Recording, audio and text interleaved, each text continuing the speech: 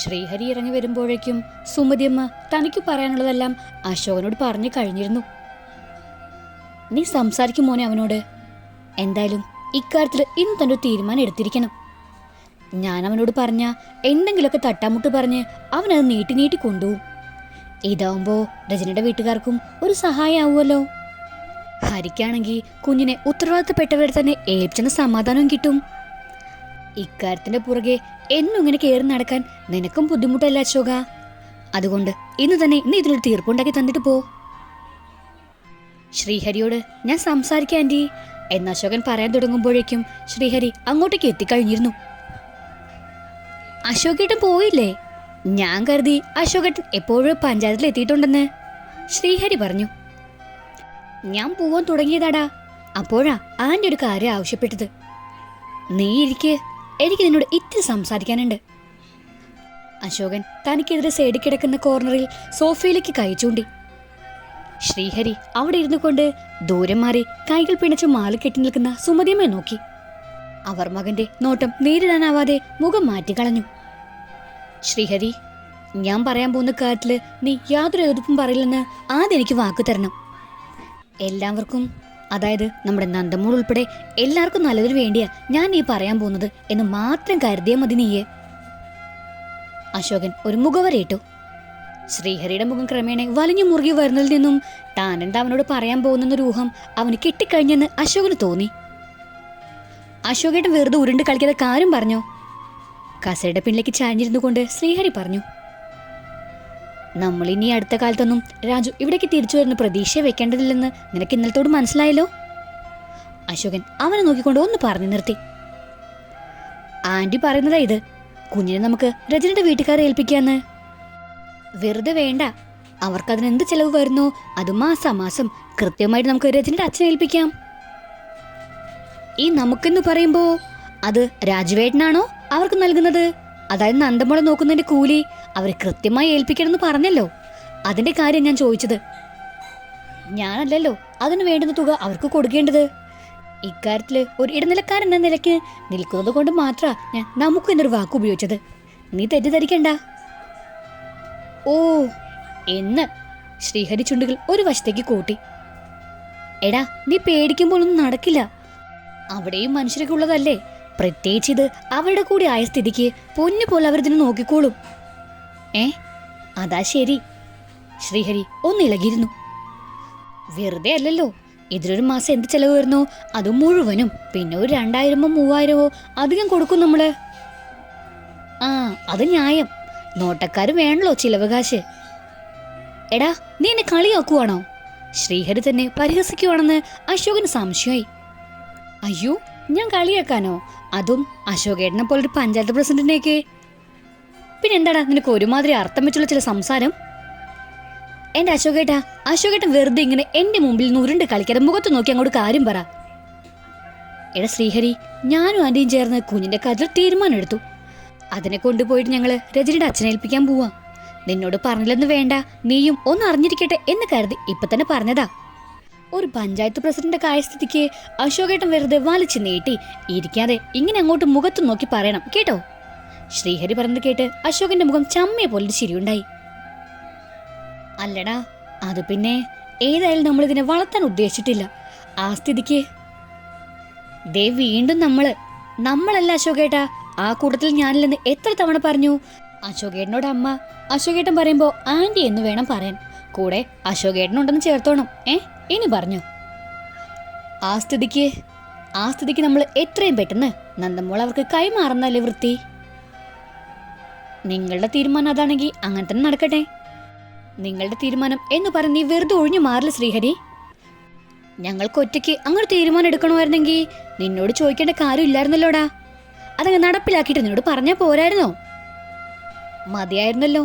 പിന്നെ എന്തിനാ അശോകേട്ടൻ എന്നെ ഇപ്പൊ ഇക്കാര്യം വിളിച്ചിട്ട് സംസാരിച്ചേ? എന്നോട് കൂടി ആലോചിക്കേണ്ട കാര്യമായിരുന്നെങ്കിൽ ഇതിൽ നിങ്ങൾ രണ്ടുപേരും സംസാരിക്കുമ്പോൾ തന്നെ എന്നെയും കൂടെ ഇരുത്താമായിരുന്നല്ലോ. ഇത് തീരുമാനം രണ്ടുപേരും ചേർന്ന് എടുത്തിട്ട് ശ്രീഹരി കൂടി അതിൽ പങ്കു പറ്റിയിട്ടുണ്ടെന്ന് വരുത്തി തീർക്കാൻ അല്ല അശോകേട്ടാ. അത് രണ്ടുപേരുടെയും കയ്യിലിരുന്നോട്ടെ. മറ്റെന്താ ഞാൻ അതിനെ കുറിച്ച് പറയണ്ടേ? അവന്റെ ശബ്ദത്തിന്റെ ഗാംഭീര്യം അശോകന് വായടപ്പിക്കാൻ പോകുന്നതായിരുന്നു. ഞാൻ അപ്പോഴേ പറഞ്ഞില്ലേടാ അശോക, ഇക്കാര്യത്തിൽ ഇവൻ എന്തെങ്കിലും ഏനക്കേട് പറഞ്ഞു വരുമെന്ന്. ഇപ്പോഴെങ്ങനെ ഇരിക്കുന്നു? ഇനി എന്റെ പുന്നാര മോൻ കേൾക്കാൻ വേണ്ടി പറയോ ഞാൻ. ഈ കുഞ്ഞിന്റെ കാര്യത്തിൽ എന്ത് മനക്കോട്ട കെട്ടിയിട്ടുണ്ടെങ്കിലും അതിവിടെ നടക്കാൻ പോകുന്നില്ല. അതിനെ ജനിപ്പിച്ചവനില്ലാത്ത വേദനയാണോ നിനക്ക്? നീയൊക്കെ അവിടെ ചെയ്ത് കാത്തുകെട്ടി നിന്നിട്ട് അവൻ വന്ന് നിന്നൊന്ന് മുഖം കാണിക്കെങ്കിലും ചെയ്തോടാ? ഒന്നുമില്ലെങ്കിൽ അവന്റെ കുഞ്ഞില്ലേ ഇവിടെ, പുറത്തേക്ക് ഇറങ്ങി വന്ന് അതിന് സുഖമാണോടാ എന്ന് ചോദിക്കാൻ പോലും തോന്നാത്തവന്റെ മോളെ നീ എനിക്ക് ഈ പൊതിഞ്ഞു പിടിച്ചോണ്ട് നടക്കുന്നേ, അതും സ്വന്തം ജീവിതം പോലും ഇല്ലാതാക്കിക്കൊണ്ട്. കൊച്ചിനെ വല്ല കൈതക്കാട്ടിലോ കൈതത്തോട്ടിന്റെ കരയിലോ ഒന്നും കൊണ്ടുപോയി കളയണമെന്നല്ലല്ലോ ഞാൻ പറഞ്ഞത്. അവരുടെ കൂടി രക്തമല്ലേ കുഞ്ഞ്, അവരുടെ കൂടി സ്നേഹവാത്സങ്ങൾ ഏറ്റലടി കുഞ്ഞു വളരേണ്ടേ. അത് തടയാൻ നിനക്ക് എന്താണ് അവകാശം? അതോ മാസം മാസം നീ എണ്ണിക്കൊടുക്കുന്ന ചില്ലറ തൊട്ടിന്റെ നന്ദിയായിട്ട് ഏതെങ്കിലും വേലക്കാരി വന്ന് ഇളിച്ച് കാണിക്കുന്ന അഭിനയം കണ്ട് വളർന്നാ മതിയോ? അതാണോ അതിന്റെ തീരുമാനം? 10-20 കിലോമീറ്റർ ദൂരത്ത് ഉണ്ടാവുമല്ലേ കുഞ്ഞ്. നിനക്ക് എന്ന് വേണമെങ്കിൽ പോയിട്ട് അതിനെ കണ്ടിട്ട് വരാവുന്നതേ ഉള്ളൂ. അതിന് ആരെങ്കിലും തടസ്സം നിൽക്കുന്നുണ്ടോടാ? വേണമെങ്കിൽ നീ പോയി 2 ദിവസം അതിനെ കൂടെ താമസിച്ച് കൊതി തീർത്തോ. അതിനുള്ള സ്വാതന്ത്ര്യം പോലും നിനക്ക് ആ വീട്ടിൽ കിട്ടും. അവരുടെ ദാരിദ്ര്യത്തിന്റെ ഇടയിൽ അനുഭവിക്കാൻ വേണ്ടിയിട്ടല്ലല്ലോ നമ്മൾ ആ കുഞ്ഞിനെ കൊണ്ടുപോയി ഏൽപ്പിക്കുന്നത്. അതിനു വേണ്ടുന്ന എണ്ണയും സോപ്പും തുണികളെല്ലാം അതിൻ്റെതായ സമയത്ത് വാങ്ങിക്കൊടുക്കുകയും കുഞ്ഞിന് ആഹാരത്തിന് വേണ്ടിയുള്ള വന്ന തുക പ്രത്യേകിച്ച് നൽകുകയും നമ്മൾ ചെയ്യും. ഞാൻ എത്രയൊക്കെ താണ് പറഞ്ഞിട്ടും അതൊന്നും എൻ്റെ തലയിലേക്ക് കയറുന്നില്ലെങ്കിൽ ഇവിടെ നീ ആരെയോ കൊണ്ട് നിർത്തി ആ കൊച്ചിനെയും പൊറപ്പിച്ചുകൊണ്ടിരുന്നു.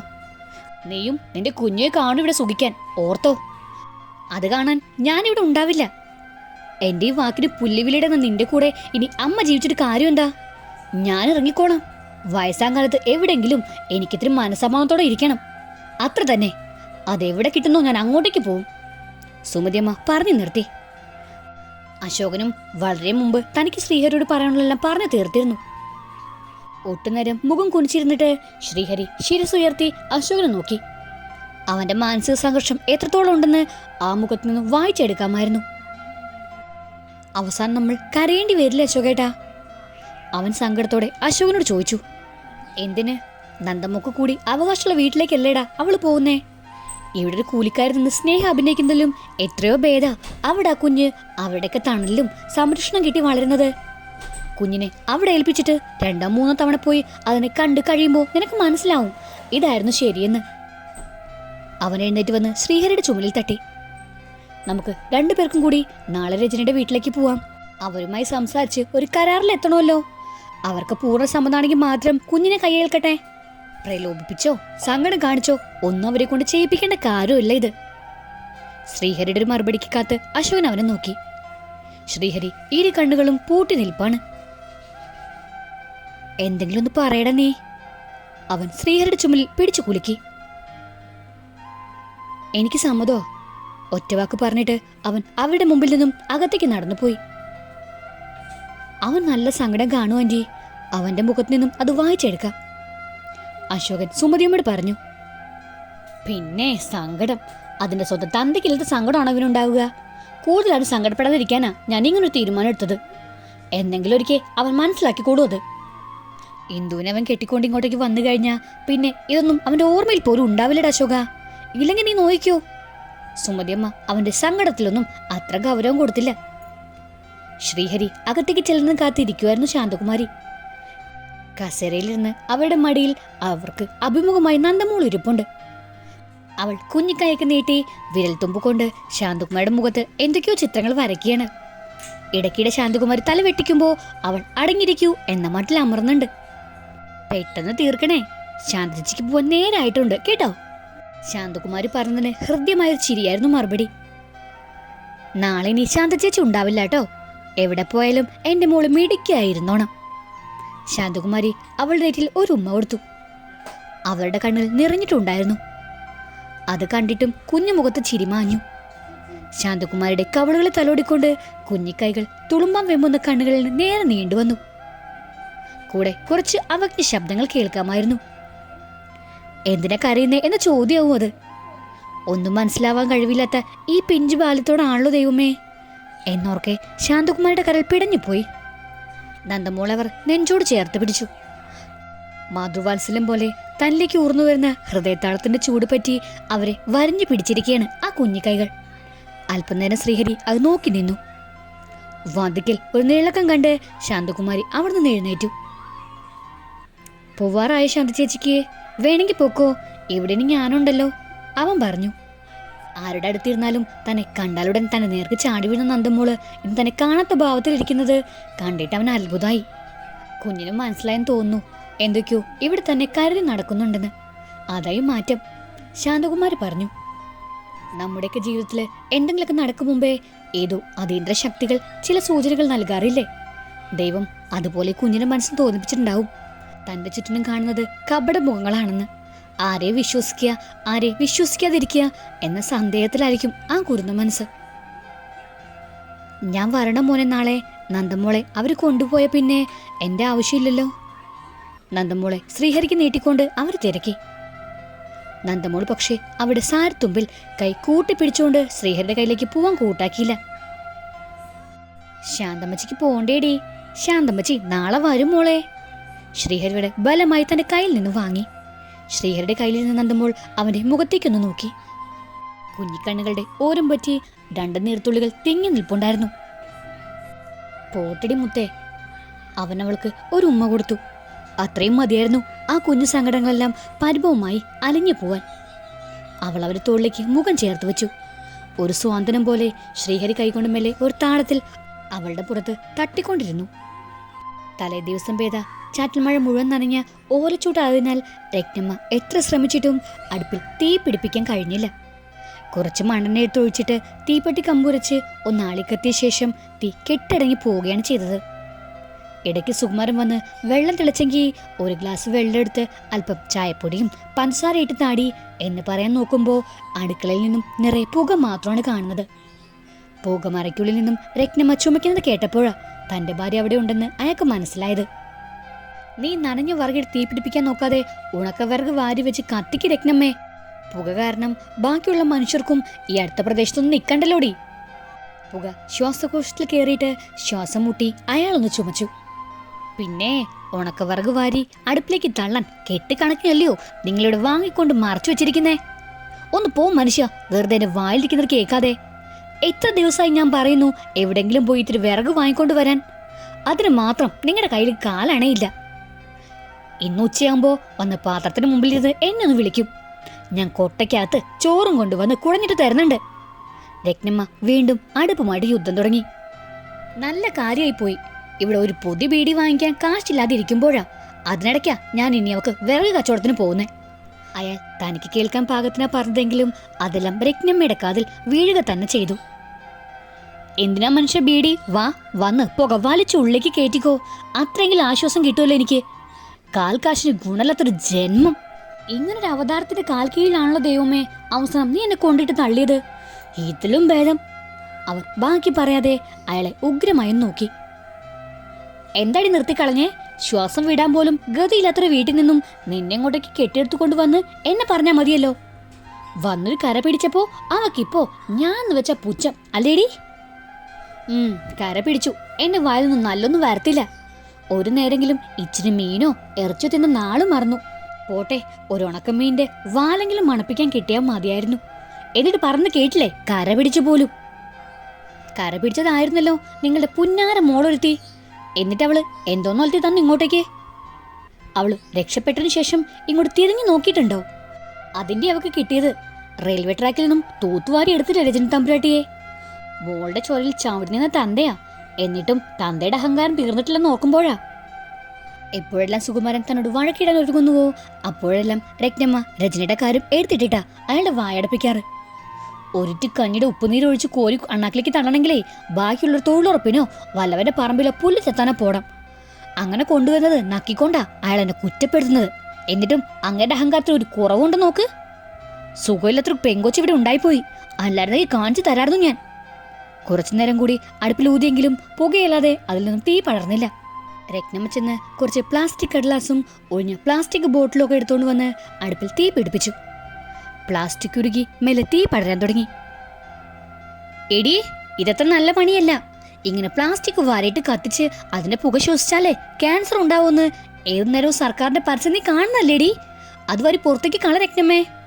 അയാൾ അതും പറഞ്ഞ് അടുപ്പിൽ നിന്ന് കത്തുന്ന പ്ലാസ്റ്റിക് പുറത്തേക്ക് എടുക്കാൻ തുടങ്ങിയപ്പോ അയാൾ അവർ തള്ളി മാറ്റി. തൊട്ടു പോവരുത് അതില്.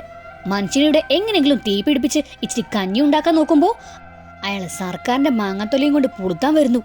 ഈ 60 വയസ്സ് നിങ്ങൾക്ക് ഇനി എന്തോ ക്യാൻസർ വരണം മനുഷ്യ. 10 മിനിറ്റ് കൂടി കഴിഞ്ഞാൽ ആ പുറത്തിരുന്ന് കളിക്കുന്ന സന്താനം വിശക്കുന്നെന്ന് പറഞ്ഞ് ഇവിടെ കിടന്ന് കാറും. അതിനു മുമ്പേ ഞാൻ ഈ റേഷനരി ഒന്ന് കഞ്ഞിയാക്കി എടുക്കട്ടെ. നിങ്ങൾക്ക് ഒരു പണിയില്ലെങ്കിൽ പുറത്തിരിക്കുന്ന ആ കൊച്ചിന്റെ അടുത്ത് പോയിരുന്ന് കഞ്ഞിയും കറിയും വെച്ച് കളിക്ക്. അങ്ങനെങ്കിലും ഒരു ഉപകാരം ഉണ്ടാവട്ടെ നിങ്ങളെ കൊണ്ട് പോ. രത്നമ്മ പുറത്തേക്ക് വിരൽ ചൂണ്ടി. ആ നിമിഷമാണ് മുറ്റത്ത് താഴെ കോൺക്രീറ്റ് റോഡിൽ ഒരു കാർ വന്നു നിൽക്കുന്ന ഒച്ച കേട്ടത്. ഈ ഇല്ലായ്മ കാലത്ത് ആരൊക്കെയാണ് അവൻ ഇങ്ങോട്ട് കെട്ടിയെടുക്കുന്നേ? ഇവിടെ ഇങ്ങനെ ബിംബം പോലെ നിൽക്കാതെ ഒന്ന് പോയി നോക്ക് നിങ്ങള്. എങ്ങോട്ടാ വരുന്നതെങ്കിൽ മുറ്റത്തിരിക്കുന്ന കൊച്ചെ അവറ്റങ്ങളെ കയ്യിൽ കിട്ടിയതെടുത്ത് സൽക്കരിച്ചിരിക്കും. നിങ്ങൾ ചെല്ലങ്ങോട്ട്. സുകുമാരൻ ഇറങ്ങി ആരെങ്കിലും ഇങ്ങോട്ടേക്ക് വരുവാണോ എന്ന് നോക്കാൻ വേണ്ടി പോയി. കാറിൽ നിന്നും പുറത്തേക്ക് ഇറങ്ങിയ ശ്രീഹരി വീട്ടിലേക്ക് നോക്കി. ഇത് തന്നെയാണല്ലോ അല്ലേ? അവന്റെ അടുത്തേക്ക് വന്ന് അശോകൻ ചോദിച്ചു. റോഡിൽ നിന്നും മുറ്റത്തേക്ക് കയറാൻ 4 പടവുകളുണ്ട്. റോഡിനെയും മുറ്റത്തെയും തമ്മിൽ വേർതിരിപ്പിക്കുന്നത് വിവിധ തരം ചെമ്പരത്തികൾ നിറഞ്ഞു നിൽക്കുന്ന ചെടികളാണ്. മുൻവശം ആസ്പെറ്റോസ് ഷീറ്റ് പാകിയതും പിന്നോട്ട് ഓടുമേഞ്ഞതുമായ ഒരു സാധാരണ വീട്. എവിടെയും ഒരു വൃത്തിയും എടുപ്പൊക്കെ കാണാനുണ്ട്. ഇവിടെ നിൽക്കാതെ നീ കേറി വാ, ആരോ സിറ്റൗട്ടിൽ നിന്നും നമ്മളെ ശ്രദ്ധിക്കുന്നുണ്ട്. അശോകൻ പടവുകൾ കയറിക്കൊണ്ട് പറഞ്ഞു. ശ്രീഹരി അവന്റെ പിന്നാലെ ചെന്നു. മുറ്റത്തേക്ക് കയറി അശോകൻ 2 അടി വെച്ച് കാണും. നിക്കട പട്ടികളെ! ഒരർച്ചയോടെ 14 വയസ്സോളം പ്രായമുള്ള മുഷിഞ്ഞ വസ്ത്രം ധരിച്ച് കയ്യിലും കാലിലും നിറച്ചളി പുരണ്ട ഒരു പെൺകുട്ടി അവന്റെ മുമ്പിലേക്ക് ചാടി വീണു. ആരാടാ നീയൊക്കെ? എന്തിനാടാ എന്റെ വീട്ടിലേക്ക് വന്നേ? അവളുടെ കയ്യിലുള്ള കനമുള്ള ചീനിക്കമ്പ് തന്റെ തലയ്ക്ക് നേരെ ചീറി വരുന്നത് കണ്ട് അശോകൻ പെട്ടെന്ന് പിന്നിലേക്ക് മാറി. അല്ലായിരുന്നെങ്കിൽ അവന്റെ തലയ്ക്ക് തന്നെ അടി വീണേനെ. അവളുടെ കണ്ണും മുഖവും കണ്ട ബുദ്ധിക്ക് സ്ഥിരമില്ലാത്തൊരു പെൺകുട്ടിയാന്ന് തോന്നിപ്പിക്കുമായിരുന്നു. സുകുമാരൻ പെട്ടെന്ന് ഓടിയിറങ്ങി അവിടെ അടുത്തേക്ക് വന്നു. മോളെ ചിപ്പി, എന്താ മോളി കാണിക്കുന്നേ? അവർ നമ്മുടെ വീട്ടിലേക്ക് വരുമല്ലേ? നമ്മുടെ വീട്ടിൽ വരുന്ന അതിഥിയായവരോട് ഇങ്ങനെയാണ് പെരുമാറണ്ടേ? അയാൾ സ്നേഹത്തോടെ മകളെ ശ്വാസിച്ചുകൊണ്ട് അവളുടെ കയ്യിൽ നിന്ന് വടി പിടിച്ചു വാങ്ങി. ഒന്നും തോന്നല്ലേ, സുഖമില്ലാത്ത കുഞ്ഞാ, അയാൾ അശോകനെ നോക്കി പറഞ്ഞു. സുഖമില്ലാത്ത ഇവന്റെ അപ്പനാ. അവൾ വലത് കൈ അശോകന് നേരം നീട്ടി. അവളുടെ ചൂണ്ടുവിരൽ വളഞ്ഞാണ് ഇരിക്കുന്നത്. പ്രായത്തിന്റെ അത്ര പക്വത വന്നിട്ടില്ലെന്നേ ഉള്ളൂ, അല്ലാതൊന്നുമില്ല. സുകുമാരൻ ഒരു വിളറിയ ചിരിയോടെ പറഞ്ഞു. മോള് ചെന്നിരുന്ന് കളിച്ചോ. അയാൾ കുട്ടിയെ അതിരുന്നിടത്തേക്ക് തന്നെ തിരിച്ചു വിട്ടു. ചിപ്പി അശോകനെ രൂക്ഷമായി നോക്കിയിട്ട് തിരിച്ചു പോയത്. ശ്രീഹരി വെളിയിൽ നിൽക്കുമായിരുന്നു. ഹരിയല്ലേ നിൽക്കുന്നേ, കേറി വാ മോനെ. അയാൾ അവരെ ക്ഷണിച്ച് സിറ്റൗട്ടിലേക്ക് കൊണ്ടിരുത്തി. ഇന്നേരത്തെ ചായയും കാപ്പിയൊന്നും ചോദിക്കല്ലേ. രത്നമ്മ വെളിയിൽ എന്തൊക്കെയോ ജോലിയിട്ട് ഇപ്പോഴേ കയറി വന്ന് ഉച്ചയൂണുള്ള പണികൾ തുടങ്ങിയത്. വേണമെങ്കിൽ നിങ്ങൾക്ക് കുറച്ച് ചോറുണ്ടാ. എന്താ? അയ്യോ വേണ്ട, ഞങ്ങൾ വന്ന് അതിനൊന്നുമല്ല ചേട്ടാ. നിങ്ങൾ ബന്ധുക്കാരോ അങ്ങോട്ടും ഇങ്ങോട്ടൊന്നും പോവാറില്ലല്ലോ, അതുകൊണ്ട് വിശേഷം അറിയാലോ, അതാ ഞങ്ങൾ ഇങ്ങോട്ടേക്ക് വന്നേ, അശോകൻ പറഞ്ഞു. അവന് അവിടെ നിന്ന് ഇറങ്ങുമ്പോൾ നന്ദമോളുടെ കാര്യം ഇവിടെ വന്ന് അവതരിപ്പിക്കാനുണ്ടായിരുന്ന ധൈര്യം ഇപ്പോൾ 4 കുറഞ്ഞു പോയിരിക്കുന്നു. നിങ്ങളാരും അവിടുന്ന് ഇങ്ങോട്ടും വരില്ലല്ലോ. എൻ്റെ മോള് പോയതോടെ എല്ലാം തീർന്ന മട്ടല്ലേ. ആരും വഴിതെറ്റിപ്പോലും ഈ വീടിന്റെ മുമ്പിൽ കൂടി പോവാറില്ലല്ലോ, അയാൾ ഒരു പരിഭവത്തിന് സ്വരത്തിൽ പറഞ്ഞു. അച്ഛൻ അങ്ങനെ പറയരുത്. ഏട്ടത്തിനുണ്ടായിരുന്നപ്പോൾ പോലും ആ വഴിക്ക് തിരിഞ്ഞു നോക്കാത്ത നിങ്ങൾ ഏടത്തി ഇല്ലാതായപ്പോൾ അത് കഴിഞ്ഞ് ഞങ്ങൾ ഈ വഴിക്ക് വരണമെന്ന് പറയുന്നത് ഒരു ന്യായവും ഇല്ല. പിന്നെ വഴി തെറ്റിയല്ല, നേർവഴിയിലൂടെ തന്നെ ഏടത്തി ജീവിച്ചിരുന്ന ദേശമംഗലം തറവാട്ടിലേക്ക് നിങ്ങൾക്ക് കയറി വരാമായിരുന്നല്ലോ. ആ കുഞ്ഞിനൊന്ന് കാണാൻ വേണ്ടിയിട്ടെങ്കിലും ഇതുപോലൊരു നിമിഷം വരെ ഉണ്ടായിട്ടൊന്നുമില്ലല്ലോ. അച്ഛൻ മറന്നു പോകരുതത്. ശ്രീഹരിക്ക് അയാളുടെ കുമ്പസാരം കേൾക്കെ ദേഷ്യമാണ് വന്നത്. സ്വന്തം മകളെ കല്യാണം കഴിപ്പിച്ചു വിട്ടതോടെ അവൾ ഇനി തങ്ങളുടെ ആരുമില്ല നിലപാടെടുത്ത മനുഷ്യൻ അയാള്. കുറച്ചു സമയം വിശേഷങ്ങളൊക്കെ ചോദിച്ചിട്ട് അശോകൻ നന്ദമോളുടെ കാര്യം എടുത്തിട്ടു. കാണാൻ ആഗ്രഹം ഇല്ലാഞ്ഞിട്ടല്ല മോനെ, ഇവിടുത്തെ കാര്യങ്ങളൊക്കെ നിങ്ങൾ തന്നെ വന്ന് കണ്ടതല്ലേ, അതുകൊണ്ടാ. ഇവിടുത്തെ എന്ത് കാര്യം? ഇവിടുത്തെ നിങ്ങൾക്ക് 3 പേർക്കും കൂടി അവിടേക്ക് വന്ന് നന്ദമോളെ കാണാലോ. അതിന് ആര് തടസ്സം നിൽക്കുന്നു? വേണമെങ്കിൽ 10 ദിവസമോ 1 മാസമോ അല്ലെങ്കിൽ നീ കൊതി വരുന്നിടം വരെ നന്ദമോളെ ഇവിടെ കൊണ്ടുവന്ന് നിങ്ങൾക്കൊപ്പം നിർത്താലോ. അതൊക്കെ ഞങ്ങൾ പറഞ്ഞിട്ട് വേണം നിങ്ങൾക്ക് ചെയ്യാൻ. അതൊക്കെ സുമതി ചേച്ചിക്ക് ബുദ്ധിമുട്ടാവും, അതുകൊണ്ടാണ് ഞങ്ങൾ അങ്ങോട്ടേക്ക് വരാൻ പോലും മടിച്ചത്. ആൻറ്റിക്ക് അതിലൊന്നും ഒരു ബുദ്ധിമുട്ടുമില്ല. ആൻറ്റി പറഞ്ഞിട്ടുള്ളത് തന്നെയാ, അതൊക്കെ കൂടെ നിങ്ങളുടെ അവകാശം തന്നെയാന്ന്. അല്ലാതെ ചേട്ടൻ പറയും പോലെയാണോ? സുകുമാരൻ്റെ കണ്ണുകൾ ഒന്ന് തിളങ്ങുന്നത് അവർ കണ്ടു. ഞങ്ങളിപ്പോൾ വന്നത് ഈ ഒരു കാര്യം നിങ്ങളോട് ആവശ്യപ്പെടാനാ. നന്ദമോളെ കുറച്ച് ദിവസം ഇവിടെ നിർത്താൻ വേണ്ടി. വെറുതെ അല്ലാട്ടോ, നന്ദമോളെ ഇവിടെ നിർത്തുന്ന കരുതി ഒറ്റ പൈസ കുഞ്ഞിന് വേണ്ടി നിങ്ങൾ ചിലവാക്കേണ്ടി വരില്ല. അത് ആദ്യമേ ഞങ്ങൾ പറയാം, അല്ലേ ശ്രീഹരി? അശോകൻ ഉത്സാഹത്തോടെ അവനെ നോക്കി. ശ്രീഹരി മുഖം കുനിച്ചിരിക്കുമായിരുന്നു. അതോടെ അശോകൻ തങ്ങൾ വന്നതിന്റെ ഉദ്ദേശം അയാളോട് തുറന്നു പറഞ്ഞു. അതങ്ങേ പള്ളി പോയി പറഞ്ഞാൽ മതി. മറുപടി പറഞ്ഞത് എല്ലാം കേട്ടുകൊണ്ട് നിന്ന രത്നമ്മയാണ്. അതിനെ നോക്കാനും പോറ്റാനും വേണ്ടിയിട്ടാ ഒരുത്തിയെ ഇവിടുന്ന് അങ്ങോട്ട് എടുത്തത്. അതിനെ കൊണ്ടുപോയിട്ട് കൊലയ്ക്ക് കൊടുത്തിട്ട് അതിന്റെ കൊച്ചിനെ കൊണ്ടുവന്ന് ഇവിടെ നടന്നള്ളാൻ പോകുന്നു. സമ്മതിക്കില്ല ഞാൻ. അങ്ങനെ വല്ലവളും പെറ്റി തള്ളിയ അനാഥ ജന്മങ്ങളൊക്കെ പോറ്റയുടെ ഗതികേട് രത്നമ്മയ്ക്ക് വന്നിട്ടില്ല. ഇനി അങ്ങനൊരു കാലം വന്നാ അപ്പം ആലോചിക്കാം. അപമാനത്തിന്റെ പടുകുഴിയിൽ വീണ് പുളഞ്ഞു പോയി ശ്രീഹരി. അവനവരുടെ മുഖത്തേക്ക് നോക്കാൻ പോലും പറ്റുന്നുണ്ടായിരുന്നില്ല. ചേച്ചി, ഞങ്ങൾ പറയാനുള്ളതെല്ലാം ഞാൻ ചേട്ടനോട് പറഞ്ഞിട്ടുണ്ട്. പെട്ടെന്ന് എടുത്തൊരു തീരുമാനം എടുക്കേണ്ട കാര്യമല്ലല്ലോ ഇത്. ഓ, അത് താനാണോ പഞ്ചായത്ത് പ്രസിഡന്റ് തീരുമാനിക്കുന്നേ? ചേട്ടൻ്റെ കൂടെ ആലോചിക്കണം പോലും. ആരുടെ നല്ല ചേട്ടൻ? ഇവിടെ ആരും ചേട്ടൻ്റെ കൂടെ ആലോചിക്കേണ്ട കാര്യമൊന്നുമില്ല. ഇവിടുത്തെ കാര്യങ്ങൾ തീരുമാനിക്കുന്നത് ചേട്ടനല്ല, ഈ ചേച്ചിയാ പറഞ്ഞേ 2 സ്ഥലം വിട്ടോളാൻ. കെട്ടുപൊടിച്ചു കളഞ്ഞ ബന്ധം പുതുക്കാൻ വന്നിരിക്കുന്നു 2. ഇനി ആ കൊച്ചിനെ കുറിച്ച് ഇവിടെ നിന്ന് നീ എങ്ങാനും ഒറ്റ വാക്ക് സംസാരിച്ചിട്ടുണ്ടെങ്കിൽ ഞാൻ പോയി ചൂലെടുക്കും. പറഞ്ഞില്ലെന്ന് വേണ്ട. അതിനു മുമ്പേ 2 എനിക്ക് മാടം പിടിക്കാൻ നോക്ക്. നിനക്കൊന്നും വളർത്താൻ ഗതിയില്ലെങ്കിലേ അതിനെ കൊണ്ടുപോയി വല്ല അനാഥാലയത്തിൽ ഏൽപ്പിക്കണം നാറുകളെ. അവനൊക്കെ കാര്യം കാണാൻ പഞ്ചാരഭാഗം കൊണ്ട് ഇറങ്ങിയിരിക്കുന്നു നാണമില്ലാത്ത ജന്തുക്കള്. പറഞ്ഞിട്ടും രത്നമ്മയ്ക്ക് കാലി അടങ്ങുന്നില്ല. ശ്രീഹരി മുഖം കുനിച്ചുകൊണ്ട് തന്നെ അവിടെ നിന്ന് എഴുന്നേറ്റു.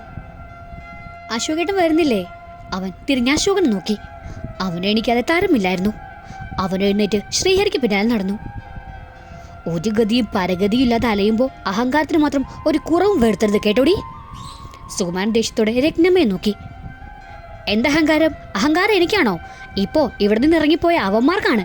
ആ കൊച്ചിനെ നോക്കേണ്ടത് നമ്മളല്ല, അതിന്റെ തന്ത എന്ന് പറയുന്നൊരു തെമ്മാടി ജീവിച്ചിട്ടുണ്ടല്ലോ. കൊണ്ടുപോയി അവന്റെ മുമ്പ് ഇട്ടു കൊടുക്കട്ടെ. ഇങ്ങനെയിട്ട് അതിനെ തെക്ക് വടക്ക് ചാടിക്കുന്നതിലും എത്രയോ ഭേദാത്. നമ്മളെല്ലാം തീരാനായി ദൈവം തമ്പുരാൻ ഒരു വഴി കാണിച്ചു തന്നതാ. അത് നശിപ്പിച്ച് കയ്യിലോട്ട് കൊടുത്തപ്പോ തൃപ്തിയായല്ലോ നിനക്ക്? എനിക്ക് തൃപ്തി ഇത് തന്നെ മനുഷ്യ. നിനക്ക് തൃപ്തിക്കുറവ് വന്നിട്ട് ഉറക്കം വരുന്നില്ലെങ്കിൽ ദേശമംഗലത്തോട് ചെല്ലേ. അവിടെ പോയി കൊച്ചുമോളുടെ കൂടെ പുറത്തോ. അല്ല പിന്നെ. രത്നമ്മ വെട്ടിത്തിരിഞ്ഞ് അകത്തേക്ക് പോയി. നിരാശയോടെ അത് നോക്കി നിന്ന് എന്തോ പിറുപിറുക്കാനേ സുകുമാരനെ കഴിഞ്ഞുള്ളൂ. ഈ കുടുംബകഥയുടെ ബാക്കി കേൾക്കാൻ നിങ്ങൾക്ക് താല്പര്യമുണ്ടെങ്കിൽ സബ്സ്ക്രൈബ് ചെയ്ത് സപ്പോർട്ട് ചെയ്യുക. കൂടുതൽ തന്നെ ബെല്ലൈക്കണും പ്രസ് ചെയ്യാൻ മറക്കരുത്. Thank you.